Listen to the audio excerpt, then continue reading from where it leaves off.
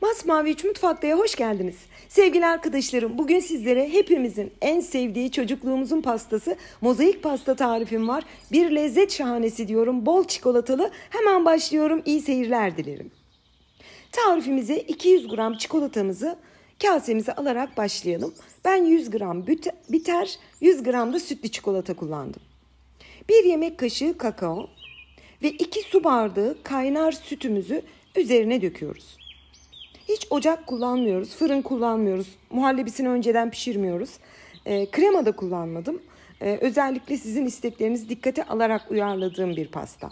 Hepsini kısaca bir karıştıralım. Bir tadına tuzuna bakın. Damak zevkinize göre arzu ederseniz 2 yemek kaşığı şeker ilave edip tekrar kısa bir süre karıştıralım. Ben bir şöyle baktım, biraz şekeri eksik, biraz daha şeker takviyesi 2 yemek kaşığı yaptım. Toplam bisküvimiz 500 gram. Pötibör bisküvi kullanıyorum ama burçak da olur veya sevdiğiniz herhangi bir bisküvi de olur. Hatta kaymaklı bisküvi var biliyorsunuz, onunla bile çok şahane oluyor, aklınızda fikir olarak bulunsun. Bisküvilerimizi şöyle elimizle kabaca şöyle bir 2'ye 3'e bölüp atalım. Çok fazla ufaltmayın çünkü karıştırma esnasında zaten ufalanıyor. 500 gram bisküvi içine kırdım ve daha sonra 2 kaşık yardımıyla şöyle harmanlayarak karıştırın. Burada hemen belirteyim sevgili arkadaşlarım, böyle kesince o bisküvilerin orijinal bir şekilde görünmesi için asla elinizle karıştırmayın veya çok hızlı hareketlerle karıştırmayın. Harmanlayıp bırakın. Bisküvili harcımız şöyle suyun sosunu çekinceye dek kullanacağımız kalıbı hazırlayalım. Ben bugün böyle bir tabağım vardı, biraz desenli, onu kullanıyorum. Borcamda olur veya başka bir tabakta olur. İsterseniz zevkinize göre yapın. Tamamen streç folyoya kapladım. Bakın şöyle bir 10 dakika bekleyince harcımız tamamen sosunu çekti ve kolay tabağa servis edebileceğimiz duruma geldi. Bunu hemen belirteyim. Şayet hemen karıştırıp tabağa dökerseniz bisküviler alta çöker, sos yukarıda kalır. Pastanız güzel bir sonuç vermez. Karıştırdıktan sonra kenarda bir 10 dakika mutlaka bekletin. Ve hazırladığım tabağa bütün bisküvili harcı aldım. Bir kaşık yardımıyla şöyle basarak düzeltiyorum. Tabii ki siz bunu streç folyonun içerisinde yuvarlak olarak sarıp dilim dilim de servis edebilirsiniz. Yine tekrar üzerine bir streç folyoya kapatıyorum.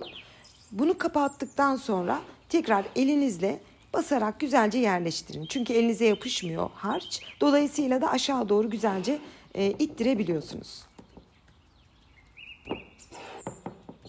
Tekrar kapattık, güzelce sardık.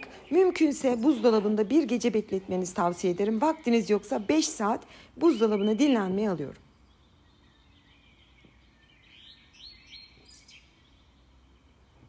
Ve ben çekimlerime ertesi gün devam ettim. Yani bir gece buzdolabında dinlendirdim. Şöyle bir yüzeyindekini hemen kaldırıyorum. Tam kıvamını almış gibi, böyle fıstık gibi olmuş inanın ki. Çünkü biliyorsunuz bu tarz pastalarda sosu çok olursa cıvık oluyor. Sert olursa ben hiç hoşlanmıyorum. O taş gibi mozaik pastalardan yerken bile hamur gibi oluyor. Bu bir tam brownie tadında diyebilirim. Bir tabağım var. Bu tarz bir tabağı ters çevireceğim. Mozaik pastanın yapışmaması için biraz Hindistan cevizi serpiyorum. Ceviz, fındık, arzu ettiğiniz her şeyi serpebilirsiniz. Ve şöyle tabağı dikkatli bir şekilde ters çevirdim ve yine dikkatli bir şekilde kaldırıyorum. Pastamız servis için hazır.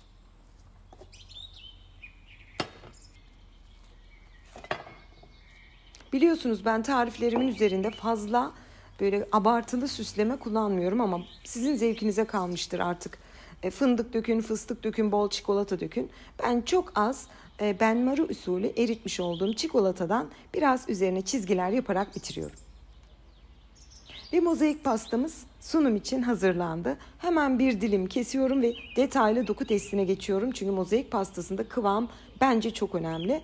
Ne öyle taş gibi olacak ne de öyle çatalda akacak. Tam bir brownie kıvamında olması önemli. Bu pastayı yaparken sevgili arkadaşlarım, o sosu hazırladınız ya, yumurta olmadığı için gönül rahatlığıyla tadına bakın. Arzu ettiğiniz kakaoyu, ceviz ekleyin, fındık ekleyin. Kıvamına bakar mısınız? Lezzetini de anlatamam. Keşke her zaman dediğim gibi YouTube'dan böyle birer de tat verebilsek, gönderebilsem sizlere ki tarifler tam %100 bilebilseniz sonucunu. Çok pratik yapılan çok güzel bir mozaik pasta tarifi sundum size bugün. Sizlerin isteği doğrultusunda.